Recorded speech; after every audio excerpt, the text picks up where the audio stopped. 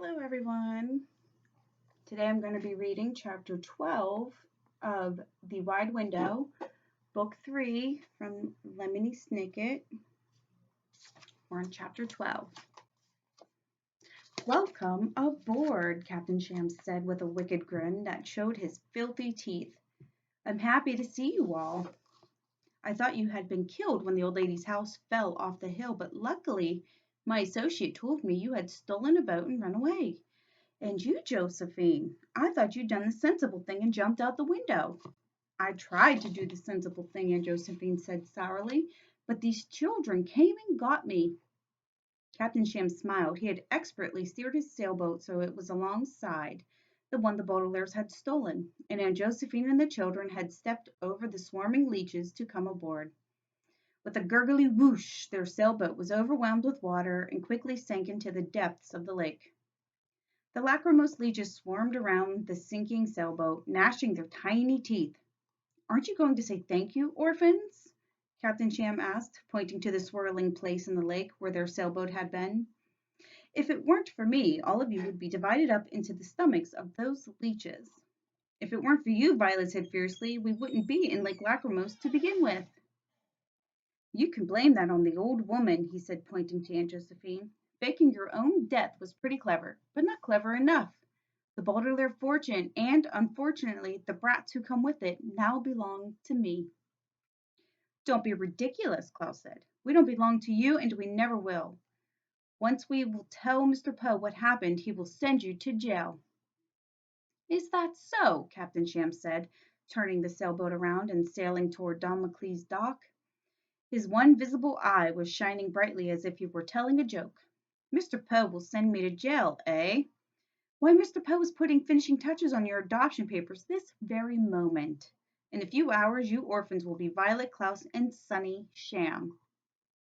Nehab! Sonny shrieked, which meant, I'm Sonny Baudelaire, and I will always be Sonny Baudelaire unless I decide for myself to legally change my name. When we explain that you forced Aunt Josephine to write that note, Violet said, Mr. Poe will rip up those adoption papers into 1,000 pieces. Mr. Poe won't believe you, Captain Shams said, chuckling. Why would he believe 3 runaway pipsqueaks who go around stealing boats? Because we're telling the truth, Klaus cried. Truth schmooth, Captain Shams said. If you don't care about something, one way to demonstrate your feelings is to say the word and then repeat the word with the letters SCHM, replacing the first real letters. Somebody who didn't care about the dentist, for instance, could say dentist schmentist, but only a despicable person like Captain Sham wouldn't care about the truth. Truth schmooth, he said again. I think Mr. Poe was more likely to believe the owner of a respectable sailboat rental place, who went out in the middle of a hurricane to rescue 3 ungrateful boat thieves. We only stole the boat, Violet said, to retrieve Aunt Josephine from her hiding place so she could tell everyone about your terrible plan. But nobody will believe the old woman either, Captain Shams said impatiently. Nobody believes a dead woman. And are you blind in both eyes? Klaus asked. Aunt Josephine isn't dead. Captain Shams smiled again and looked out at the lake. Just a few yards away, the water was rippling as the lachrymose leeches swam toward Captain Sham's sailboat. After searching every inch of the Baudelaire's boat and failing to find any food, the leeches had realized they had been tricked and were once again following the scent of banana, still lingering on Aunt Josephine. She's not dead yet, Captain Shams said in a terrible voice, and took a step toward her. Oh, no, she said. Her eyes were wide with fear. Don't throw me overboard, she pleaded. Please.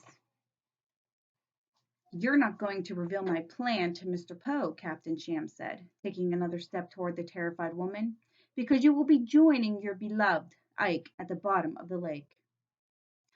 No, she won't, Violet said, grabbing a rope. I will steer us to shore before you can do anything about it. I'll help, Klaus said, running to the back and grabbing the tiller. Eagle! Sonny shrieked, which meant something along the lines of, and I'll guard Aunt Josephine. She crawled in front of the Baudelaire's guardian and bared her teeth at Captain Sham. I promise not to say anything to Mr. Poe, Aunt Josephine said desperately. I'll go someplace and hide away and never show my face. You can tell him I'm dead. You can have the fortune. You can have the children. Just don't throw me to the leeches. The Baudelaires looked at their guardian in horror. You're supposed to be caring for us, Violet told Aunt Josephine in astonishment, not putting us up for grabs. Captain Sham paused and seemed to consider Aunt Josephine's offer. You have a point, he said. I don't necessarily have to kill you. People just have to think that you're dead. I'll change my name, Aunt Josephine said. I'll dye my hair. I'll wear colored contact lenses, and I'll go very, very far away. Nobody will ever hear from me. But what about us, Aunt Josephine? Klaus asked in horror. What about us? Be quiet, orphan, Captain Sham snapped. The lachrymose leeches reached the sailboat and began tapping on the wooden side. The adults are talking now. Now, old woman, I wish I could believe you, but you hadn't been a very trustworthy person. Haven't been, Aunt Josephine corrected, wiping a tear from her eye. What? Captain Sham asked. You made a grammatical error, Aunt Josephine said. You said, but you hadn't been a very trustworthy person, but you should have said you haven't been a very trustworthy person. Captain Sham's one shiny eye blinked, his mouth curled up in a terrible smile. Thank you for pointing that out, he said, and took one last step toward Aunt Josephine. Sonny growled at him, and he looked down and in one swift gesture moved his peg leg and knocked Sonny to the other side of his boat. Let me make sure I completely understand the grammatical lesson, he said to the Baudelaire's trembling guardian, as if nothing had happened. You wouldn't say Josephine on Whistle had been thrown overboard to the leeches because that would be incorrect. But if you said Josephine Ann Whistle has been thrown overboard to the leeches, that would be all right with you? Yes, Aunt Josephine said. No. But Aunt Josephine never got to say what she meant. Captain Sham faced her and, using both hands, pushed her over the side of the boat. With a little gasp and a big splash, she fell into the waters of Lake Lachrymose. Aunt Josephine! Violet cried. Aunt Josephine! Klaus leaned over the side of the boat and stretched his hand out as far as he could. Thanks to her 2 life jackets, Aunt Josephine was floating on top of the water, waving her hands in the air as the leeches swam around her. But Captain Sham was already pulling at the ropes of the sail, and Klaus couldn't reach her. You fiend! He shouted at Captain Sham. You evil fiend! Well, that's no way to talk to your father, Captain Sham said calmly. Violet tried to tug a rope out of Captain Sham's hand. Move the sailboat back, she shouted. Turn the boat around. Not a chance, he replied smoothly. Wave goodbye to the old woman, orphans. You'll never see her again. Klaus leaned over as far as he could. Don't worry, Aunt Josephine, he called, but his voice revealed that he was very worried himself. The boat was already quite a ways away from Aunt Josephine, and the orphans could only see the white of her hands as she waved them over the dark water. She has a chance, Violet said quietly to Klaus as they sailed back toward the dock. She has life jackets, and she's a strong swimmer. That's true, Violet, Klaus said, and his voice shaky and sad. She's lived by the lake her whole life. Maybe she knows of an escape route. They grew, Sonny said quietly, which meant all we can do is hope. The 3 orphans huddled together, shivering in cold and fear as Captain Sham sailed the boat by himself. They didn't dare do anything but hope. Their feelings for Aunt Josephine were all a tumble in their minds.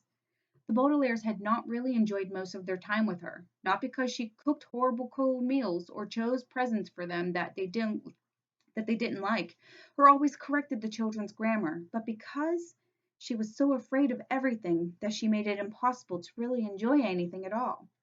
And the worst of it was Aunt Josephine's fear had made her a bad guardian. A guardian is supposed to stay with children and keep them safe, but Aunt Josephine had run away at the first sign of danger. A guardian is supposed to help children in times of trouble, but Aunt Josephine practically had to be dragged out of the cradle cave when they needed her. And a guardian is supposed to protect children from danger, but Aunt Josephine had offered the orphans to Captain Sham in exchange for her own safety. But despite all of Aunt Josephine's faults, the orphans still cared about her. She had taught them many things, even if most of them were boring. She had even provided a home, even if it was cold and unable to withstand hurricanes. And the children knew that Aunt Josephine, like the Baudelaires themselves, had experienced some terrible things in her life. So, as their guardian faded from view and the lights of Damocles' dock approached closer and closer, Violet, Klaus, and Sunny did not think Josephine Schmosephine. They thought, we hope Aunt Josephine is safe. Captain Sham sailed the boat right up the shore and tied it expertly to the dock. Come along, little idiots, he said, and led the Baudelaires to the tall metal gate with the glistening spikes on top, where Mr. Poe was waiting with his handkerchief in his hand and a look of relief in his face. Next to Mr. Poe was the Brobdingnagian creature, who gazed at them with a triumphant expression at his or her face. You're safe, Mr. Poe said. Thank goodness. We were so worried about you. When Captain Sham and I reached the on-whistle home and saw that it had fallen into the sea, we thought you were done for. It is lucky my associate told me that they had stolen a sailboat, Captain Sham told Mr. Poe. The boat was nearly destroyed by Hurricane Herman and by a swarm of leeches. I rescued them just in time. He did not, Violet shouted. He threw Aunt Josephine into the lake. We have to go and rescue her. The children are upset and confused, Captain Sham said, his eyes shining. As their father, I think they need a good night's sleep. He's not our father, Klaus shouted. He's Count Olaf, and he's a murderer. Please, Mr. Poe, alert the police. We have to save Aunt Josephine. Oh, dear, Mr. Poe said, coughing into his handkerchief. You certainly are confused, Klaus. Aunt Josephine is dead, remember? She threw herself out the window. No, no, Violet said. Her suicide note had a secret message in it. Klaus decoded the note and it said Curdled Cave. Actually, it said apostrophe Curdled Cave, but the apostrophe was just to get our attention. You're not making any sense, Mr. Poe said. What cave? What apostrophe?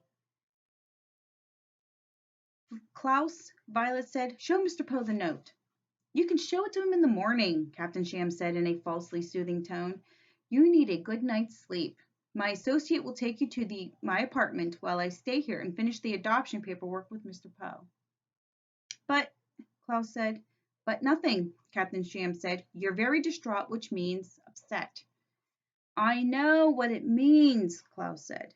Please listen to us, Violet begged Mr. Poe. It's a matter of life or death. Please, just take a look at the note. You can't. You can show it to him, Captain Sham said, his voice rising in anger. In the morning. Now, please follow my associate to my minivan and go straight to bed. Hold on a minute, Captain Sham said. Mr. Poe said. If it upsets the children so much, I'll take a look at the note. It will only take a moment. Thank you, Klaus said in relief and reached into his pocket for the note. But as soon as he reached inside, his face fell in disappointment, and I'm sure you can guess why. If you place a piece of paper in your pocket, then soak yourself in a hurricane, the piece of paper, no matter how important it is, will turn into a soggy mess. Klaus pulled a damp lump out of his pocket, and the orphans looked at the remains of Aunt Josephine's note. You could scarcely tell that it had been a piece of paper, let alone read the note or the secret it contained. This was the note, Klaus said, holding it out to Mr. Poe. You'll just have to take our word for it that Aunt Josephine was still alive. And she might still be alive, Violet cried. Please, Mr. Poe, send someone to rescue her. Oh, my children, Mr. Poe said, you're so sad and worried. But you don't have to worry anymore. I have always promised to provide for you, and I think Captain Sham will do an excellent job of raising you. He has a steady business and doesn't seem likely to throw himself out of a window. And it's obvious he cares for you very much. Why, he went out alone in the middle of a hurricane to search for you. The only thing he cares about, Klaus said bitterly, is our fortune. Why, that's not true, Captain Sham said. I don't want a penny of your fortune. Except, of course, to pay for the sailboat you stole and wrecked. Mr. Poe frowned and coughed into his handkerchief. Well, that's a surprising request, he said, but I suppose that can be arranged. Now, children, please go to your new home while I make the final arrangements with Captain Sham. Perhaps we'll have time for breakfast tomorrow before I head back to the city. Please, Violet cried, please, won't you listen to us? Please, Klaus cried, please, won't you believe us? Sunny didn't say anything. Sunny had not said anything for a long time, and if her siblings hadn't been so busy trying to reason with Mr. Poe, they would have noticed that she wasn't even looking up to watch everyone talking. During this whole conversation, Sunny was looking straight ahead. And if you are a baby, this means looking at people's legs. The leg she was looking at was Captain Sham's. She wasn't looking at his right leg, which was perfectly normal, but at his peg leg. She was looking at the stump of dark polished wood attached to his left knee with a curved metal hinge and concentrating very hard. It may surprise you to learn that at this moment Sunny resembled the famous Greek conqueror Alexander the Great. Alexander the Great lived more than 2,000 years ago, and his last name was not actually the Great. The Great was something that he forced people to call him by bringing a bunch of soldiers into their lands and proclaiming himself king. Besides invading other people's countries and forcing them to do whatever he said, Alexander the Great was famous for something called the Gordian knot. The Gordian knot was a fancy knot tied in a piece of rope by a king named Gordius. Gordius said that if Alexander could untie it, he could rule the whole kingdom. But Alexander, who was too busy conquering places to learn how to untie knots, simply drew his sword and cut the Gordian knot in two. This was cheating, of course, but Alexander had too many soldiers for Gordius to argue, and soon everybody in Gordium had to bow down to you know who the Great. Ever since then, a difficult problem can be called a Gordian knot. And if you solve the problem in a simple way, even if the way is rude, you are cutting the Gordian knot. The problem the Baudelaire orphans were experiencing could certainly be called a Gordian knot because it looked impossible to solve. The problem, of course, was that Captain Sham's despicable plan was about to succeed, and the way to solve it was to convince Mr. Poe of what was really going on. But with Aunt Josephine thrown in the lake and her note a ruined lump of wet paper, Violet and Klaus were unable to convince Mr. Poe of anything. Sunny, however, stared at Captain Sham's peg leg and thought of a simple, if rude, way of solving the problem. As all of the taller people argued and paid no attention to Sunny, the littlest Baudelaire crawled as close as she could to the peg leg, opened her mouth, and bit down as hard as she could. Luckily for the Baudelaire, Sunny's teeth were as sharp as the sword of Alexander the Great, and Captain Sham's peg leg split right in half with a crack. That made everybody look down. Yeah, as I'm sure you've guessed, the peg leg was fake, and it split open to reveal Captain Sham's real leg, pale and sweaty from knee to toes. But it was neither the knee nor the toes that interested everyone. It was the ankle, for there on the pale and sweaty skin of Captain Sham was the solution to their problem. By biting the peg leg, Sunny had cut the Gordian knot, for as the wooden pieces of the fake peg leg fell to the floor of Damocles' dock, everyone could see a tattoo of an eye. Ooh, that's the end of chapter 12. One more to go, chapter 13. Stay tuned.